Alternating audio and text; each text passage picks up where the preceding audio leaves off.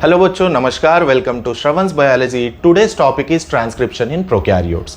तो last class में मैं रेप्लिकेशन पढ़ाया, आज हम ट्रांसक्रिप्शन पढ़ेंगे। तो ट्रांसक्रिप्शन प्रोसेस में ट्रांसक्रिप्शन यूनिट पढ़ाऊंगा। एग्जैक्टली ट्रांसक्रिप्शन यूनिट में promoter, structural gene, terminator, promoter के अंदर जो सीक्वेंसेस है, स्पेशल सीक्वेंसेस, उसके बारे में डिस्कस करूंगा। लास्ट में इनिशिएशन, इलॉन्गेशन, टर्मिनेशन, ये सारे स्टेप्स हम पढ़ेंगे आज के लेक्चर में। चलिए डॉक्टर बनने का सपना पूरा करते हैं। फर्स्ट ऑफ ऑल आप डेफिनेशन समझो कि ट्रांसक्रिप्शन का मतलब क्या है। ये देखिए, ये आपका डीएनए स्ट्रैंड है, ठीक है, ये डीएनए स्ट्रैंड है। जब ये आपका डीएनए स्ट्रैंड, डीएनए से क्या बन रहा है, यहां पे आरएनए का सिंथेसिस हो रहा है। So copying the genetic information from parent DNA into daughter RNA strand. Genetic information क्या कर रहे हैं हम लोग, कॉपी कर रहे हैं। कहां से कॉपी कर रहे हैं? डीएनए से। किस में कॉपी कर रहे हैं? आरएनए से। तो ट्रांसक्रिप्शन का मतलब सिंपल तरीके में आरएनए सिंथेसिस या copying the genetic information from DNA into RNA. तो ये दोनों में से कोई एक स्ट्रैंड के ऊपर आरएनए बनेगा। कौन सा स्ट्रैंड के ऊपर आरएनए बनेगा वो मैं आगे डिस्कस करूंगा, ठीक है। अब आपको मैंने डेफिनेशन बता दिया व्हाट इज ट्रांसक्रिप्शन। देखिए, रेप्लिकेशन का मतलब डीएनए से डीएनए। देखिए, ट्रांसक्रिप्शन का मतलब डीएनए से RNA. See this is central dogma proposed by Francis Crick. You know, DNA से आरएनए आता है ट्रांसक्रिप्शन, आरएनए से प्रोटीन आएगा ट्रांसलेशन। तो आज हम सेंट्रल डॉगमा का सेकंड इवेंट पढ़ रहे हैं। रेप्लिकेशन लास्ट क्लास में पढ़ाया, आज हम ट्रांसक्रिप्शन की बात कर रहे हैं। तो ट्रांसक्रिप्शन में आरएनए कैसे बनेगा, let us see. First point आप याद रखिए, यहां पे मैंने बोला कि भाई दो डीएनए स्ट्रैंड्स है, लेकिन उसमें से कोई एक ही स्ट्रैंड टेम्पलेट की तरह काम करेगा, मतलब किसी एक स्ट्रैंड के ऊपर ही आरएनए बनेगा। So the question is why both strands of DNA can not act like template. दोनों क्यों एक्ट नहीं कर सकते, सिर्फ एक स्ट्रैंड के ऊपर ही डीएनए क्यों बनेगा? Let us see. First of all आप एक ऐसा एक रफ फिगर समझिए। See this is 3 prime to 5 prime strand, this is 5 prime to 3 prime strand of what, DNA. समझ लेते हैं दोनों के दोनों टेम्पलेट की तरह एक्ट कर रहे। फॉर अंडरस्टैंडिंग मैं यहां लिख देता हूं AAGG TTCC। See consider this one is acting like template, 5 prime to 3 prime is acting like template. तो इसके ऊपर जो आरएनए बन रहा है क्या बनेगा बता दीजिए। यू नो, यहां पर भी सेम है, ट्रांसक्रिप्शन में भी किसके ऊपर आरएनए स्ट्रैंड बनता है सर? कॉम्प्लीमेंटैरिटी। ये बहुत इंपॉर्टेंट पॉइंट है। Replication process governed by complementarity based pairing as well as transcription. तो मतलब अगर यहां थायमिन है तो आरएनए स्ट्रैंड में क्या बनेगा बताइए, देख के बताइए। This is 5 prime to 3 prime. अगर आरएनए इससे बनेगा तो उसमें क्या होगा, opposite strand 3 prime to 5 prime. See, thymine होगा तो एडेनिन, थायमिन होगा तो एडेनिन, साइटोसिन होगा तो ग्वानिन, ग्वानिन। अगर ये भी टेम्पलेट की तरह काम कर रहा है तो let us see, this is 3 prime to 5 prime template strand, तो डॉटर स्ट्रैंड या RNA strand 5 prime to 3 prime में होगा। तो अब क्या होगा, यहां एडेनिन एडेनिन है तो adenine codes for uracil. RNA में तो थायमिन नहीं होता है, guanine, cytosine, cytosine. So the topic here is दोनों स्ट्रैंड टेम्पलेट की तरह एक्ट करेंगे तो क्या प्रॉब्लम है वो समझा रहा हूं मैं। तो अगर ये टेम्पलेट है तो इसका आरएनए स्ट्रैंड ये बनेगा, अगर ये डीएनए टेम्पलेट है आरएनए स्ट्रैंड ये बनेगा। अब अच्छे से ऑब्जर्व करो, यहां से जो आरएनए बना UUCC बना 5 प्राइम टू 3 प्राइम, यहां से जो आरएनए बना AAGG बना। So these are complementary to each other. ये देखिए, ये complementary to each other.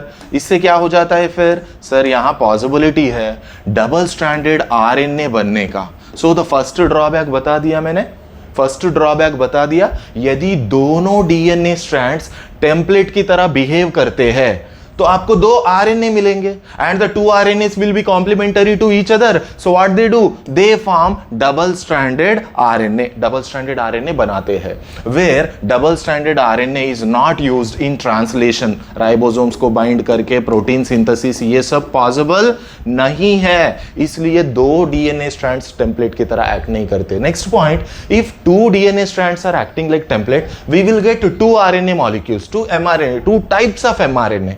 It will be difficult for genetic information copying machinery कि भाई मैं प्रोटीन किससे बनाऊं, अरे ये भी तो mRNA है, ये भी तो mRNA है, तो किससे बनाऊं फिर? बिकॉज कोडान्स का तो मीनिंग चेंज हो जाता है। यहां देखिए कोडान UUC आ रहा है, यहां देखिए AAG आ रहा है। So it will be difficult for genetic information कॉपिंग machinery that exactly किस आरएनए से प्रोटीन बनाना है। तो ये दो ड्रॉबैक्स मैंने बताया, आप भी याद रखिए। First drawback, double stranded RNA form होगा, not taken up by ribosomes, are not allowed for translation. Second point, two mRNAs are there, so it will be difficult for genetic information copying machinery कि कहां से protein बना है। So चलो मैं समझा दिया, वही both strands of DNA cannot act like template। ठीक है, मतलब इसका मतलब समझ में आ गया कि भाई इन दोनों में से कोई एक ही स्ट्रैंड टेम्पलेट की तरह एक्ट करता है, उससे हम आरएनए बनाते हैं। ये दो डीएनए स्ट्रैंड्स है ना, इन दोनों में से किसी एक स्ट्रैंड टेम्पलेट की तरह काम करता है, उससे हम आरएनए बना लेते हैं, मतलब उससे आरएनए बनेगा। चलिए मैं आगे समझाता हूं फिर किस particularly which strand acts like template. Listen now. तो फर्स्ट पॉइंट यहां पे ट्रांसक्रिप्शन यूनिट को समझ लेते हैं। ये देखिए, ये आपका डीएनए है, सी ये पूरा डीएनए है, समझ लेती है, ये पूरा DNA, this is complete whole DNA. But इसमें से we know that DNA has number of genes, so each and every gene एक साथ तो एक्सप्रेस नहीं होता है ना। So the point here is this is segment of DNA, this is segment of DNA that undergo transcription is called as transcription unit.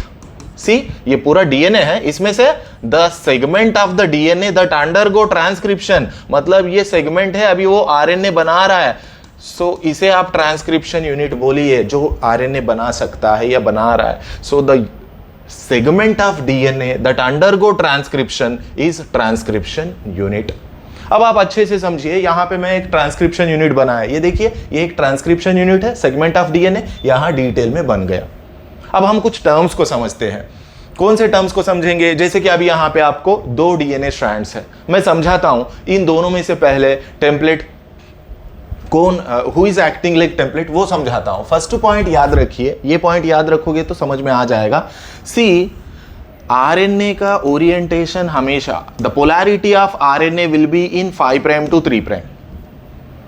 Polarity of RNA will be 5' to 3'। So definitely इसका template कौन होगा? Template कौन होगा? This is template strand 3' to 5'। आया समझ में? अरे complementarity base pairing जानते हो ना, कॉम्प्लीमेंटारिटी का मतलब अभी जस्ट बताया, यहाँ पे ग्वानिन होगा तो यहाँ साइटोसिन बनेगा, इससे पहले रेप्लिकेशन में भी मैंने समझाया था। So point is RNA polarity हमेशा 5' to 3' पे है, इसका अपोजिट स्ट्रैंड क्या होना चाहिए फिर? 3' to 5'। तो डीएनए में कौन सा स्ट्रैंड टेम्पलेट की तरह एक्ट करता है या किसके ऊपर आरएनए बनेगा? सो दैट इज 3' to 5'। दिमाग में फिक्स कर लो, पीवाईक्यूज बहुत सारे हैं इस टॉपिक के ऊपर, ठीक है। तो टेम्पलेट स्ट्रैंड बोलो। अब इसका जो और एक अपोजिट स्ट्रैंड है, जो डीएनए स्ट्रैंड है, इसे हम बोलेंगे coding strand. It is known as coding strand. You can call this as a even sense strand, इसे सेंस स्ट्रैंड बोलिए। You can call this as antisense, ये जो है। तो ऐसे आप पहले स्ट्रैंड्स को समझ गए, सबको समझ आ गया ना। सी 5' to 3' is RNA, always polarity of the RNA will be 5' to 3'। so इसका opposite strand क्या है? 3' to 5' है, so it acts like template। और एक डीएनए स्ट्रैंड को क्या बोला? कोडिंग। अब आप कोडिंग स्ट्रैंड, सेंस स्ट्रैंड क्यों बोलते हो? सुनो, सपोज यहां ग्वानिन है तो यहां क्या होगा समझ लेते, यहां ग्वानिन है, यहां ग्वानिन है, यहां साइटोसिन है, तो यहां साइटोसिन ग्वानिन होगा। अब इसके ऊपर क्या होगा? अच्छे से ऑब्जर्व करो। सी ये टेम्पलेट है तो यहां ग्वानिन है तो cytosine, guanine cytosine, cytosine guanine. So is there any difference between your mRNA strand and another strand of the DNA other than the template? Template को छोड़ के जो और एक स्ट्रैंड है उसका और इसका सीक्वेंस में कोई डिफरेंस है? CCG CCG. That's why this strand of the DNA, the another strand is known to be sense or coding strand। इसे हम सेंस या कोडिंग स्ट्रैंड बोलते हैं। देखिए सेम सीक्वेंस होता है, द ओनली डिफरेंस ये है कि आरएनए में यूरासिल होगा, यहां पे थायमिन होगा, दैट्स इट। देखिए यहाँ एडिनिन है तो यहां थायमिन आता है, यहां पे क्या आ रहा है? यूरासिल आता है। सो ये मैं स्ट्रैंड्स के बारे में समझा दिया, होप यू अंडरस्टूड, ठीक है।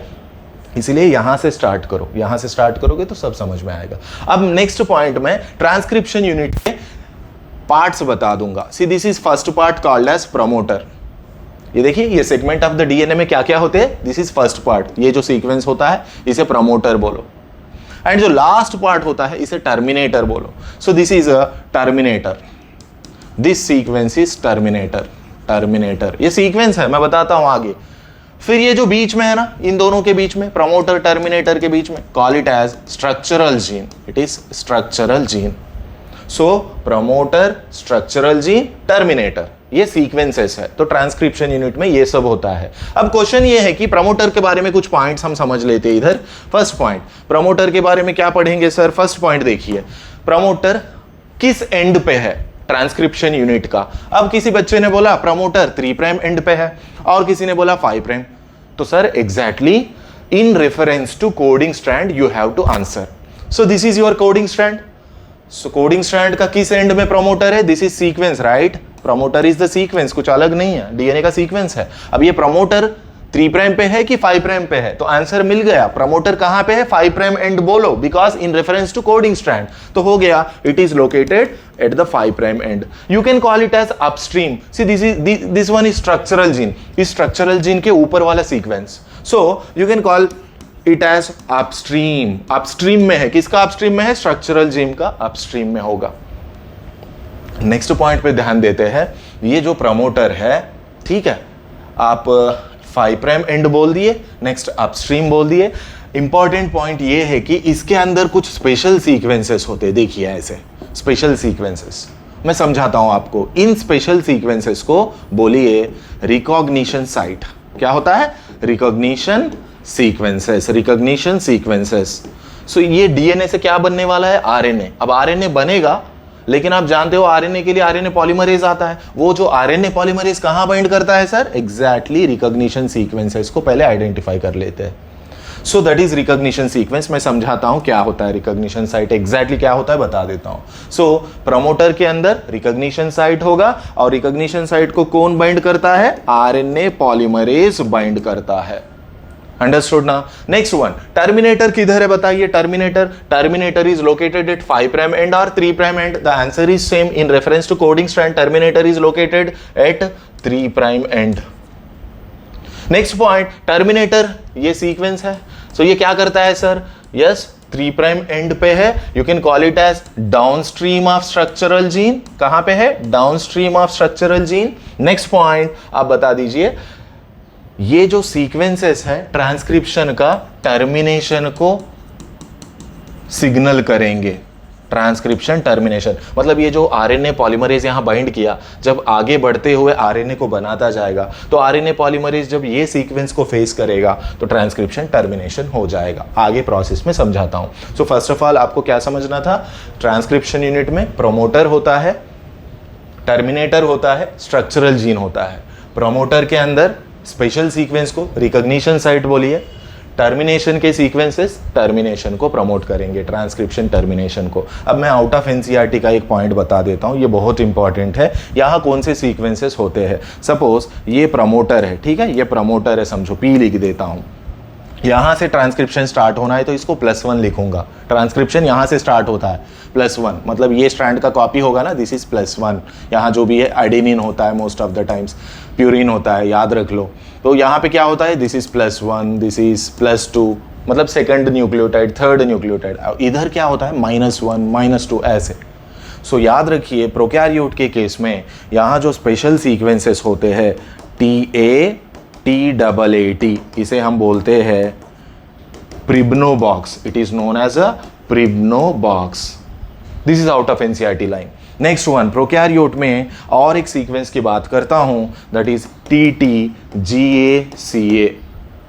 ऐसे सीक्वेंसेस है। तो मैं आपको एग्जांपल दे दिया। Promoter has special sequence called as recognition sequence. The best example is prokaryote में TAT हो सकता है, लाइक -10 सीक्वेंस बोलते हैं इसको। देखो 1 2 3 4 5 ऐसे आता है ना सर। तो ऐसे आपको -10 पे, ठीक है, -10 पे, -35 पे ऐसे सीक्वेंसेस होते हैं। ये पॉइंट आपको याद रखना है।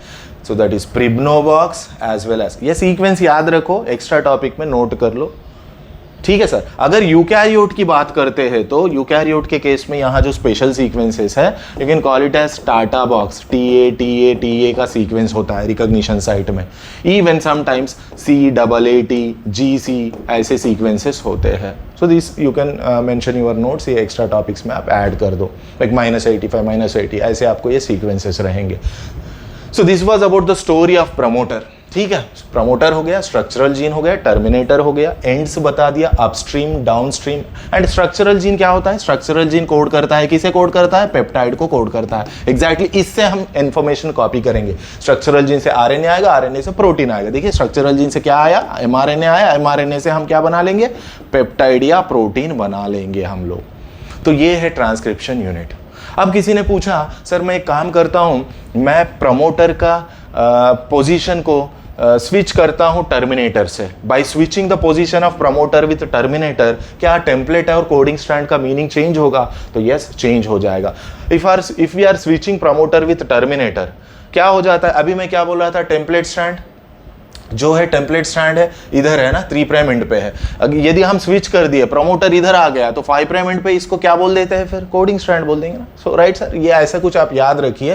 Bye switching the position of promoter with terminator, meaning of template and coding strand change हो जाता है। तो ये था ट्रांसक्रिप्शन यूनिट के बारे में। अब हम एग्जैक्टली प्रोसेस को स्टार्ट करते हैं, ट्रांसक्रिप्शन प्रोसेस को। तो ट्रांसक्रिप्शन प्रोसेस को हम 3 स्टेप्स में पढ़ेंगे, initiation, elongation, termination. First of all दिमाग में ये बात फिक्स कर लो, 2 इंपॉर्टेंट पॉइंट्स इधर लिख देता हूं मैं, समझ जाइए। ये सबसे पहले ये इंपॉर्टेंट है। अब आप क्या बना रहे हो? डीएनए से आरएनए बना रहे हो, राइट?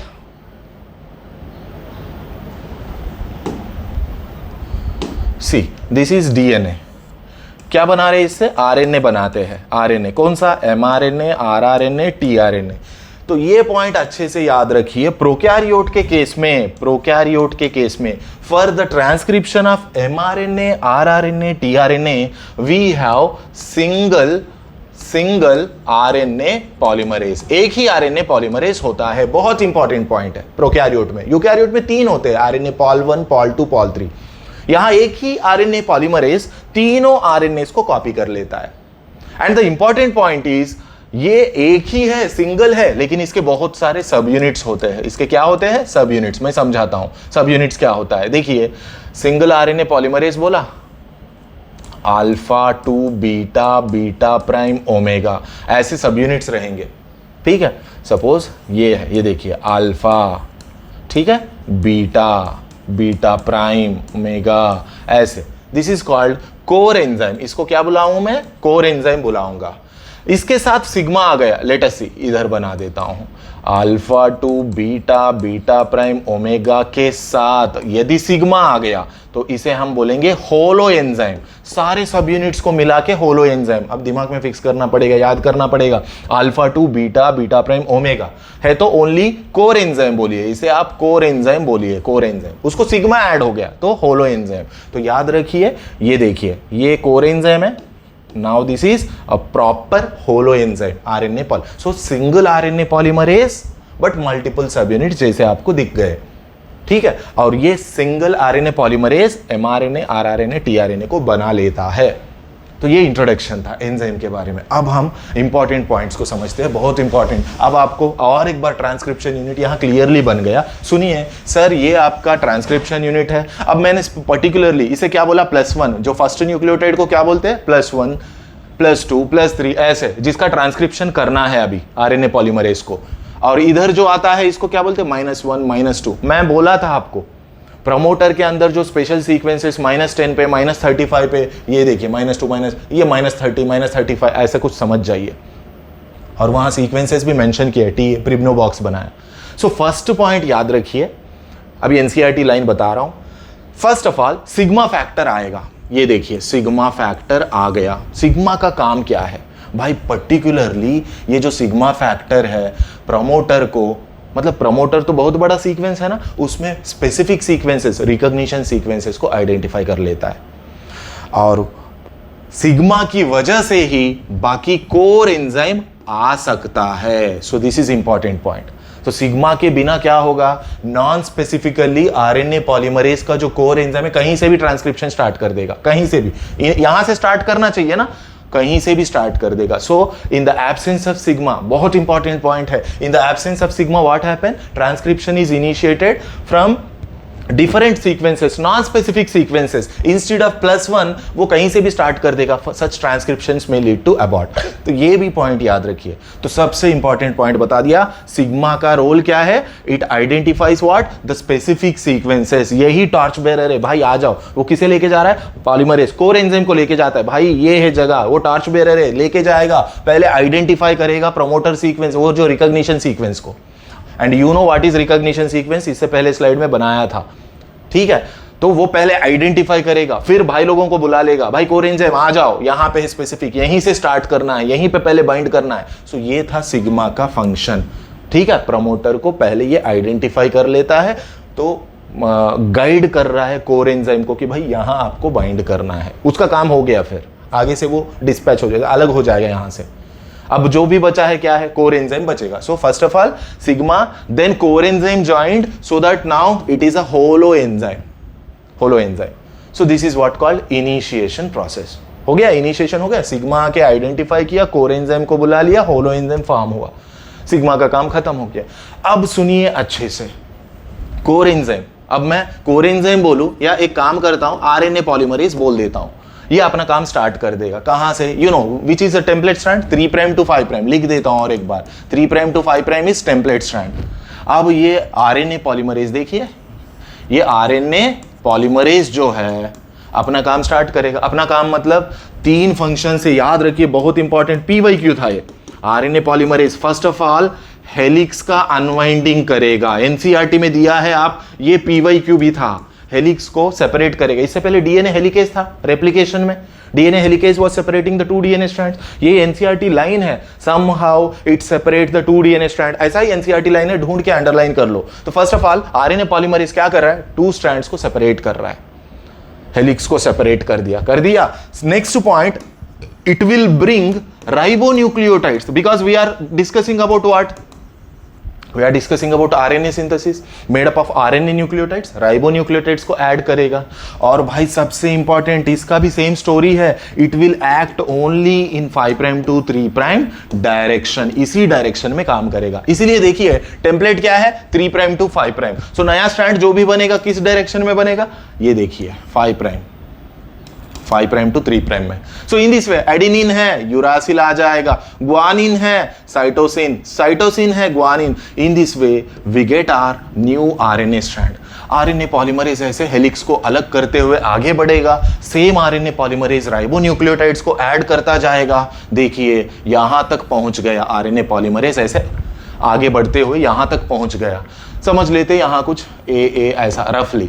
तो इसका मतलब देखिए आरएनए बन गया 5' to 3', और ये देखिए यहां क्या होगा, ए मतलब यू, ऐसा कुछ समझिए। सो क्या हो गया भाई, 5' to 3' में mRNA, बिकॉज मैं प्रोकैरियोट की बात कर रहा हूं ना, तो जीन्स में कोई इंट्रॉन्स नहीं होते हैं प्रोकैरियोट में, तो इसलिए mRNA डायरेक्टली बन जाता है। सो कोडान्स ही रहेंगे, ये पॉइंट याद रखिए। सो डायरेक्टली आपको mRNA बन गया। अब देखिए जैसे ही आपका आरएनए पॉलीमरेज टर्मिनेशन सीक्वेंस को फेस किया, whenever it face the termination sequence, there comes a factor called rho factor. बहुत इंपॉर्टेंट है, याद रखिए। रो फैक्टर आएगा, इस टेम्पलेट से इस आरएनए को अलग कर देगा। So the newly synthesized, NCERT में लाइन यूज किया, देखिए nascent mRNA, whatever newly synthesized RNA separated from the template strand, वो किसका काम है, रो फैक्टर का काम है। तो ये प्रोसेस को क्या बोलूं, इलॉन्गेशन। फर्स्ट इनिशिएशन, अब आरएनए पॉलीमरेज जो एक्टिविटी परफॉर्म कर रहा था, हेलिक्स सेपरेशन, राइबोन्यूक्लियोटाइड ऐड करते हुए आगे बढ़ रहा है, इस इवेंट को क्या बोलेंगे, elongation. So right sir, the first step is initiation, and ये जो यहां से यहां जो सिंथेसिस कर रहा है इसको क्या बोले मैंने, इलॉन्गेशन बोलूंगा। थर्ड में जैसे ही आरएनए पॉलीमरेज ये टर्मिनेशन सीक्वेंस को फेस करेगा, तो ट्रांसक्रिप्शन का क्या हो जाता है, टर्मिनेशन हो जाता है। अब और एक आउट ऑफ एनसीईआरटी पॉइंट बता दूं, यहां रो डिपेंडेंट बोलेंगे इसको, रो डिपेंडेंट या एक्सट्रिंसिक टर्मिनेशन। रो फैक्टर की जरूरत है, रो इंडिपेंडेंट भी होता है, रो फैक्टर की जरूरत नहीं है, वैसे ये एनसीईआरटी में नहीं है। रो इंडिपेंडेंट का मतलब यहां टर्मिनेशन में स्पेशल जीसी सीक्वेंसेस की बात कर रहा हूं, GC sequence, GC loops form होते हैं। सो ये इसी आरएनए में जीसी लूप्स फॉर्म होते हैं, तो छोड़ दो, अदरवाइज आप इतना याद रखो, रो फैक्टर आएगा टर्मिनेशन कर देगा, मतलब आरएनए को डीएनए टेम्पलेट से अलग कर देगा। सो ये हो गया आपका एनसीईआरटी फिगर। तो यहाँ पर भी आप समझ सकते हो, यहाँ पर भी आप समझ सकते हो कि ये आपका फिगर है। देखिए सिग्मा आएगा, इनिशिएशन हो गया। देन ये देखिए आरएनए पॉलीमरेज कंटिन्यू कर रहा है, आरएनए बन रहा है, सिग्मा बीच में से हट गया, जरूरत नहीं था। देन फाइनली आरएनए पॉलीमरेज जब टर्मिनेशन सीक्वेंस को फेस करेगा, रो फैक्टर आ जाता है, फिर वो सेपरेट कर देता है। So I hope you understood the process of transcription.